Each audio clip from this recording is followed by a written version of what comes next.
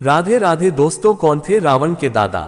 क्यों गोवर्धन पर्वत को दिया था भयंकर श्राप? आज हम आपको बताने वाले हैं कि गोवर्धन पर्वत, जिन्हें हम गिरिराज जी महाराज भी कहते हैं, अपने पूर्व जन्म में क्या थे, क्यों आज ये भगवान कृष्ण की तरह ब्रज में पूजे जाते हैं। गोवर्धन पर्वत की महिमा और महत्व क्या है, क्यों इन्हें भगवान की तरह पूजा जाता है, आज जानते हैं गोवर्धन पर्वत उत्पत्ति की संपूर्ण कथा, और साथ ही जानेंगे कि देवतुल्य पर्वत का आकार आखिर क्यों हर दिन घट रहा है, किस श्राप के कारण गोवर्धन नष्ट होने की कगार पर है। लेकिन वीडियो में आगे बढ़ने से पहले एक छोटी सी रिक्वेस्ट है, अगर आपने ये चैनल अभी तक सब्सक्राइब नहीं किया है तो सबसे पहले सब्सक्राइब कर ले, ताकि सनातन धर्म से जुड़ी सारी जानकारियां आप तक सबसे पहले पहुंच सके। कमेंट्स बॉक्स में प्यार भरा राधे राधे लिखकर आपकी हाजिरी अवश्य दें। चलिए वीडियो करते हैं स्टार्ट। गोवर्धन जन्म की कथा। राधा जी के अनुग्रह पर श्री कृष्ण ने गोवर्धन का जन्म शाल्मली द्वीप के भीतर द्रोणाचल की पत्नी के गर्भ में जन्म लिया। ये पर्वत बाकी सभी पर्वतों में सबसे पूजनीय रहा। वही द्रोणाचल पर्वत, जिस पर संजीवन बूटी थी और हनुमान जी लक्ष्मण जी के प्राण बचाने के लिए उसे एक ही रात में हिमालय से लंका ले आए थे। पुलस्त्य जी का आना और गोवर्धन को मांगना। एक बार ब्रह्मा के पुत्र मुनि पुलस्त्य जी शिव की नगरी काशी से द्रोणाचल के आश्रम आए और उनके पुत्र के संस्कारों को देखा।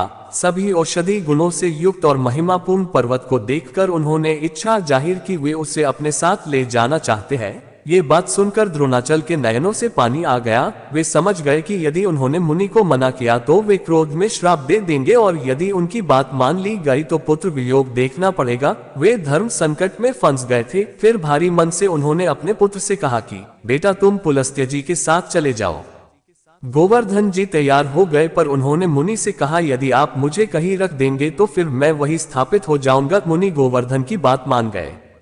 रास्ते में ब्रज की कृष्ण भूमि आ गई। उस नगरी की महिमा गोवर्धन जी जानते हैं और उनका मन यही स्थापित होना चाहता था। उन्होंने अपना भार बढ़ा लिया और पुलस्त्य जी उठा नहीं पाए और उन्हें इसे ब्रज की धरती पर रखना पड़ा। शर्त के अनुसार गोवर्धन की यही स्थापना हो चुकी थी। पुलस्त्य जी ने फिर दिया गोवर्धन को श्राप। पुलस्त्य जी गोवर्धन की चाल को समझ चुके थे, उन्हें इससे बहुत आघात पहुंचा। उन्होंने फिर क्रोध में गोवर्धन को श्राप दे दिया कि तुम अब से हर दिन तिल तिल कम होते जाओगे। इस तरह आज जो हम गोवर्धन देख रहे हैं वो उन्हीं मुनि के श्राप के कारण बिल्कुल कम हुआ पड़ा है। इसी कारण गोवर्धन को श्रापित कहा गया है। गोवर्धन की पहले ऊंचाई 82%। कहते हैं कि आज से 5000 साल पहले गोवर्धन पर्वत 30 किलोमीटर ऊंचा था। अब ये ना के बराबर है और बस कहीं कहीं कुछ मीटर का ही दिखाई देता है। गोवर्धन का आकार हर दिन तिल तिल घट रहा है। ये सब एक श्राप के साथ जुड़ा हुआ है। हनुमान जी का भी है गोवर्धन से संबंध।